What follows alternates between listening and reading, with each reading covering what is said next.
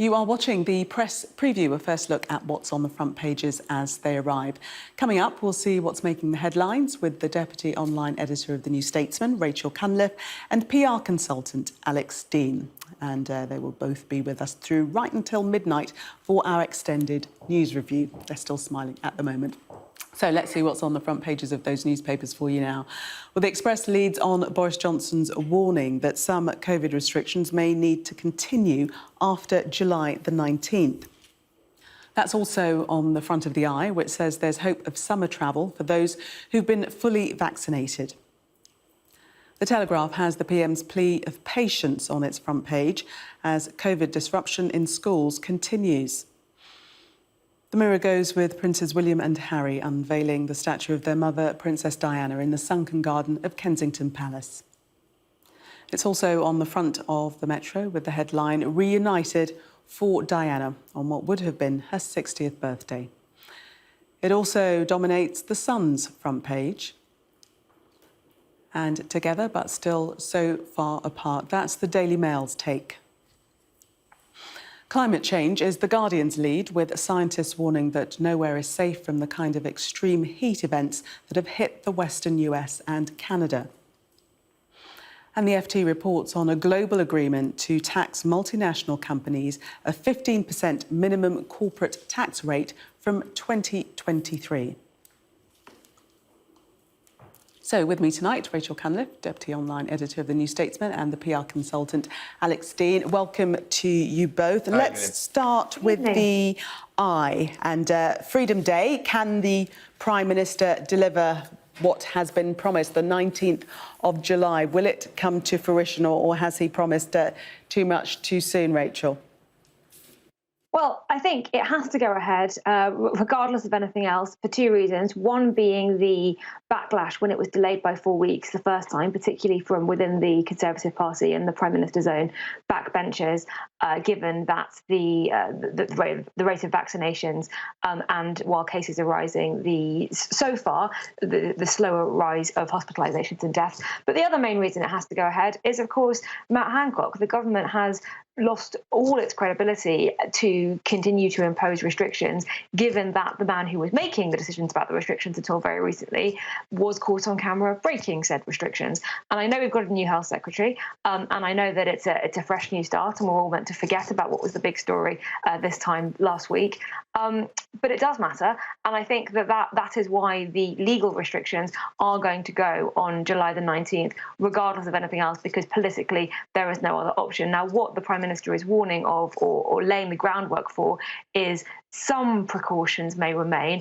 That's a very vague term. There's some speculation in the Eye about what that could mean, the continuation of guidance to wear masks, the continuation of advice that people should keep their distance to 1 metre, possibly restrictions on events that mean you have to show vaccination status or a negative COVID test.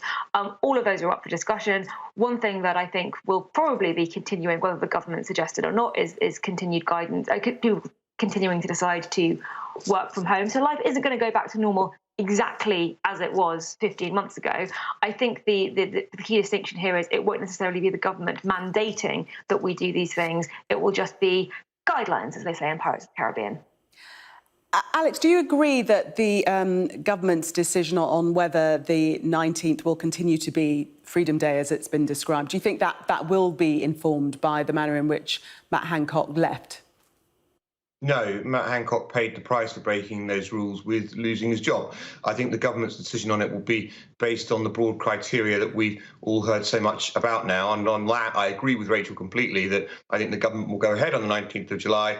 The case count may be rising somewhat, which was always expected, albeit Sage's forecast had it much worse than this by now. So even on the most optimistic of projections, we are doing well. But moreover, as Rachel also mentions, we have decoupled the link between cases and hospitalisations and sadly death seems to have been broken. So that is tremendous news, and I think the government's going to go ahead. I do think there is a point too about how much you can ask people to do, and I think we are at our very limits. But remember, the government asked us to hang on for a single more month. Well, we've done that, and I think now it is the right time to lift the restrictions, and I do think that's what the government's going to do.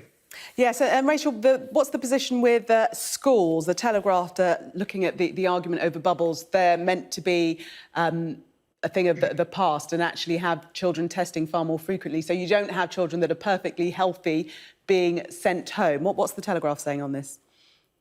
So let's be clear about this. The situation in schools at the moment is a national scandal, and I really think it should probably be leading every single front page. And I think it is much more interesting than a statue of Diana, because you have 385,000 children currently off school. That's 6% of school pupils across the country who are off, the vast majority of whom have not tested positive themselves. They've been sent home from school because they're in a bubble, they're in a class, or they're in a group with somebody who has tested positive. Now, these schools are expected to do hybrid learning, so they're expected to teach in person but also provide some kind of online learning for the kids who are off. We know that teachers are just not able to do that. It's two very different types of learning, and not to mention the fact that their parents, therefore, need to stay home and look after them. So we have a crisis. It is rising. The Telegraph estimates that if it continues to rise at this level, and we talk about exponential growth, then in the last week of the summer term, 2 million children will be off school. And the government's response to this has been,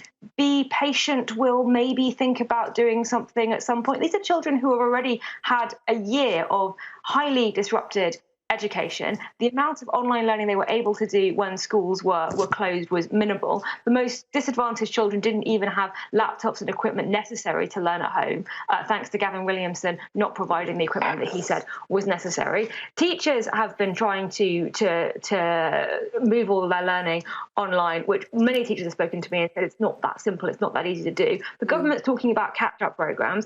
It's dedicated a tenth of the money that its own advisor suggested was needed for catch-up. Let's just bring Alex in. Let's just bring Alex in there. I mean, the government is saying that it's something that they're going to look at, getting rid of the bubbling procedure.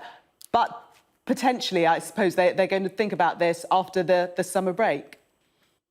Yeah, well, Rachel's right about it being a big problem. I mean, if you've got nudging 400,000 children, the vast majority of whom don't have the condition you're worried about, being sent home, it isn't just their education being retarded again, it's also their parents who have to scramble childcare, and the impact on society and the economy is yet greater. I think one obvious potential thing, and teachers do hate this suggestion, but is having tests at school rather than at home, because all too often it seems that people aren't managing to administer the test at home. And so those few children, comparatively few children who do have coronavirus are going to school having not been tested. At least we might be able to nip it in the bud at school, both for those who do have coronavirus and moreover for those who don't, who should be able to stay in school if they're symptomless and test negative. They should be able to continue their education. They've suffered so much already. If you think about the compressed nature of a child's life, when it's such a big percentage of their life they've already lived,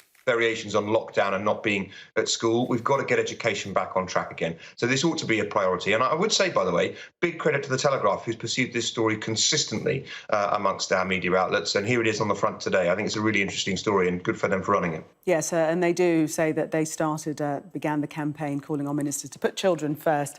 Another story, actually, on the front of the Telegraph we've just got time for before the break.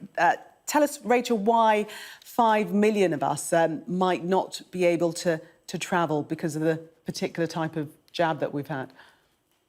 So if you've had a version of the AstraZeneca jab that is the AstraZeneca jab that is developed in Oxford but was made in India, then the EU's medical agency hasn't yet approved that, and it doesn't count as part of their new COVID vaccine passport scheme, which is going to infuriate a high number of Brits who have had that jab, who obviously weren't given the option. I mean, there wasn't very much choice about which jab to have out of the major manufacturers anyway, let alone whether you had the one that was made in the UK or made in India. So a lot of upset over this. You've got to remember, though, that the EU, back when people were being vaccinated, said that the AstraZeneca jab didn't work at all, regardless of where it was being made. So I think this is one instance where the blame that is being laid at the UK government, I think, very firmly rests on the EU shoulders for being too slow to approve this vaccination, which obviously, we're talking about it from a British perspective, huge consequences for the millions of people who've been vaccinated with it across Africa and Asia. You're basically telling people in some of the poorest developing nations, oh, we don't think the jab you got was good enough. Well, what's that going to do for vaccine hesitancy?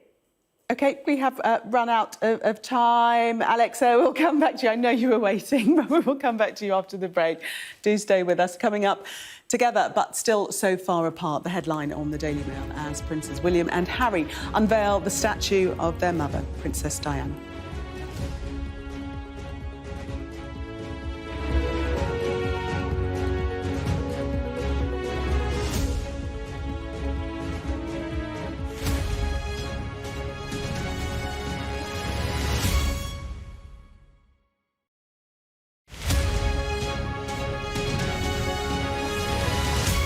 At the start of this, we reckoned that you needed somewhere around 65–70% of the population, the whole population, to be immune in order to have that herd immunity which prevents the virus spreading. Now, since then, we've got these rather more transmissible variants, particularly the Delta. So maybe that figure's gone up to around 70% because it has a bigger R number, R0 number. And, you know, therefore we have to think about vaccinating the kids because 80% of the adult population, if that only represents 50% of the whole population, we're still too low to prevent the virus spreading, and it will spread in kids. So I'm in favor, if we can and when we can, of vaccinating children as well, so that the whole population is immune to the point where the virus can no longer circulate. COVID will be with us for quite a long time. We've got to get used to it. We do have outbreaks, of course, of other virus infections in the winter, flu notably, but also what we call rhinoviruses, common cold, respiratory syncytial virus.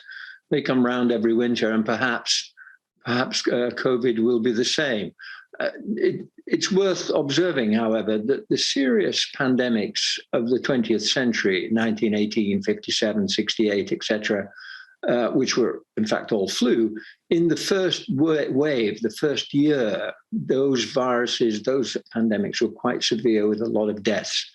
As they went on, although those same viruses with changes continued to circulate, they became attenuated. They were less virulent in the population and caused less deaths. And it may be that when we're vaccinated and we've seen COVID before, if we do get infected in the future, it may well be that it's significantly more mild than it has been on this first wave of infections in the human population. An enormous explosion has just come down. I'm Stuart Ramsey, and I'm Sky's chief correspondent. You either live and recover, or you die.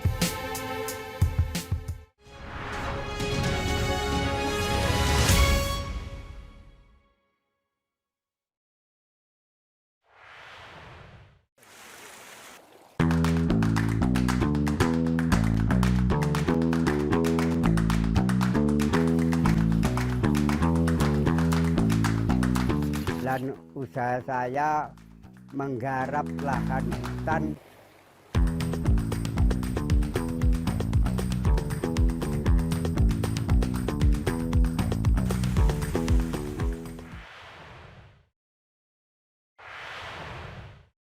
Hello, or like we say in my language, Zole.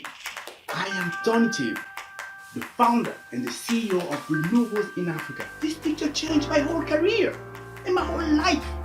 My mission is simple, it's to bring back power to Africa. And our vision is to turn the dark continent that I saw in 2008 into a brighter and prosperous one by 2040. Welcome back. You're watching the press preview. Still with me tonight, Rachel Cunliffe and Alex Deane. And we are going to have a look at the FT now, the front page there. Good news for Sunderland with Nissan offering a boost in terms of jobs, Alex. And £1 billion of investment. I think it's tremendous news, and it's likely, of course, to be the first such facility for the manufacturing of new electric cars. Fantastic that Nissan has chosen the UK. It would be foolish not to remember that the good people of Sunderland were treated as if they were sort of subnormal for daring to do that which they were told not to do and to vote for Brexit, and we were told that Nissan would be leaving the UK. Here, instead, they are doubling down, committing to our market, and we're going to be exporting these cars and fantastic new jobs with them to in Sunderland are going to be exporting these cars to the continent and elsewhere. And indeed, the boss of Nissan says that Brexit is an opportunity. But thanks to Brexit, we're moving forward. I mean, I thought that was remarkable that we've seen that kind of turnaround. But most of all, what great news for the people who are in these jobs now secured on site already, and great news for the people who are going to have these new jobs and the research and development that comes with it. We're leading the way in this green technology. I think it's fantastic. Rachel, a vindication for Brexiteers? Well, in some sense, I mean, the Brexit enabled the government to change its rules on state aid and subsidies, which it announced last month, and we know that had a bearing on Nissan's decision, as did the £100 million that the UK government is putting into that plant, which you can say is great investment, sure. I'm just quite surprised to hear of free marketeer like Alex be so positive about something when one of the main arguments of Brexit was also about competition, cutting back statism in business and allowing companies to sink or swim depending on competition and their own merits. Didn't expect that kind of status argument, but hey, if it's working and Alex is happy with it, I'm happy with it. But the point of that, Gillian, is that the state aid rules in our country are now decided in Westminster and not Brussels. The point of taking back control is that you can use that control. It can't possibly be that you should never use the control you've just reacquired, is it? So at last, Westminster is able to make these decisions. You might disagree with it on state aid and competition grounds, and I'm delighted to hear you're a free marketeer now. But actually, given that people around the world support their automotive industry in this way, I'm rather glad that these decisions are being made in Westminster with our money rather than Brussels with our money. Rachel, take us to the Daily Mail and the statue unveiled of Princess Diana today. There's been a statue which is very nice. I always think that statues that are that realistic of modern people can look slightly jarring because we're not used to seeing them. It's quite sweet. She's got some children. They're not her children, I don't think, but you know, it's very sweet. And it's on the front pages of all the papers instead of the crisis in education, which is only on the Telegraph. No, I understand why this is a story. This is a story because Prince William and Prince Harry met and they smiled and they unveiled the statue of their mother, and it is a chance to revisit the rift, and is the rift healing? And I just think it's kind of very sad when you remember that these are two men who lost their mother when they were very young, and if they dealt with this in slightly different ways, you know, who can blame them? Rachel and Alex, thank you.